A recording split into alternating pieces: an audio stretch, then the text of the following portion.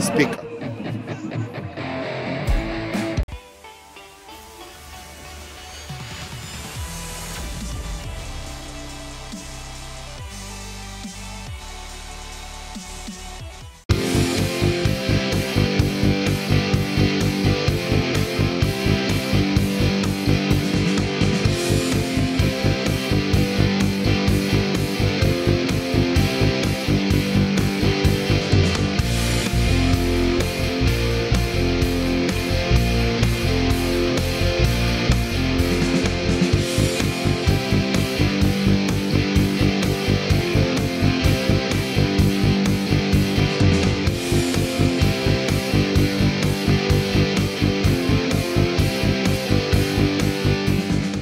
Zašto ste ovde večeras?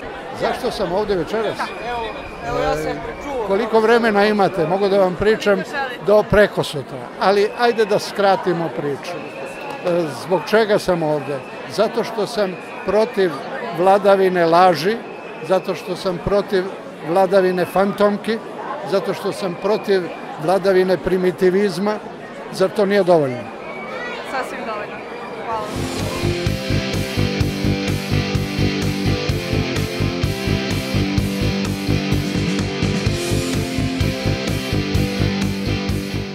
Kažite mi zašto ste ovde večeras? Pa verovatno iz istog razloga kao i svi ovi ljudi. Protiv diktature, protiv, da kažem, ove već uveliko odmakle tiranije i despotije, protiv gušenja medija i prava normalnog i poštenog čoveka.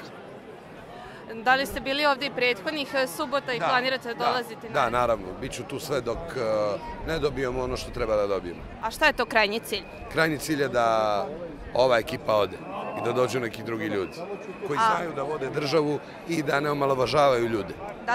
Da li će neka nova ekipa, kako kažete, doneti neke promene? Sigurno da hoće, jer moje mišljenje je da od ovoga gore ne može.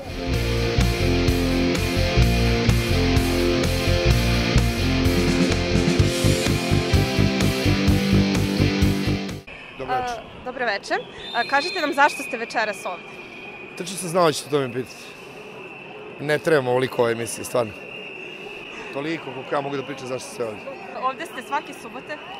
Nisam svake, neko i preskočim jer ne mogu da stignem.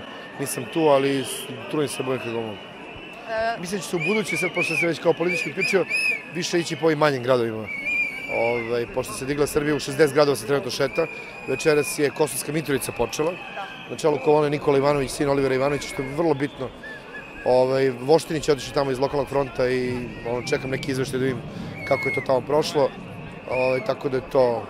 Inđija je ustala, oni su mi javili, čini mi se, Loznica, Prokuplje među prvima i tako dalje.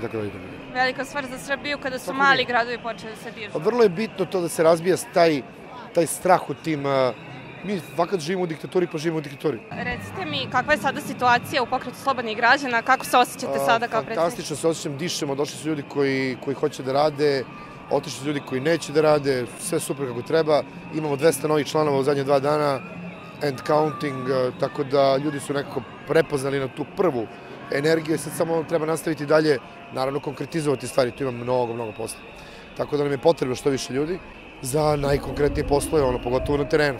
Sad se bavimo snimanjem lokalnih odbora, već imamo lokalni odbor 9. osnivamo u Gornjem Milanovcu, onda lokalni odbor u Ćupriji, lokalni odbor u Brusu i lokalni odbor u Pirotu. To su 4 nova lokalna odbora koje treba se baviti. Kažite mi za kraj, koji je po vama ključni zahtev koji treba najbolje da se formuliše i koji bi doveo do najvećih promena? Ceo ovaj protest ima jedini zahtev, to je ostavka sadašnjeg predsjednika Srbije i odlazak kompletne njegove klike u mrak i prošlost. Kraj priče. Hvala.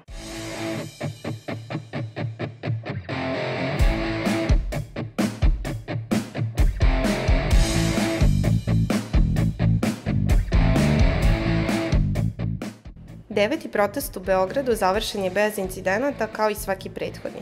Zahtevi protesta se sve jasnije formulišu, a mnogi učesnici kao razlog svog dolaska i glavni zahtev ističu ostavku predsjednika Srbije Aleksandra Vučića.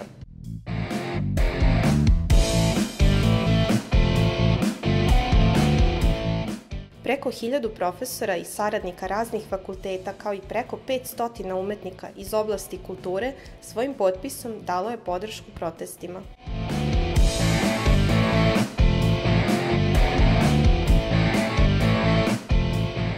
Bunt se ubrzano širi na ostale gradove u Srbiji, čak i u dijaspori. Napišite nam u komentarima da li vi dolazite ili ne na proteste i zašto. Molimo vas da se pretplatite na naš kanal, ako još uvek niste, čime ćete nam pokazati da podržavate naš rad i dati nam vetar u leđa da nastavimo. Ekipa Spike vas pozdravlja, do sledećeg vikenda, Spika se spika!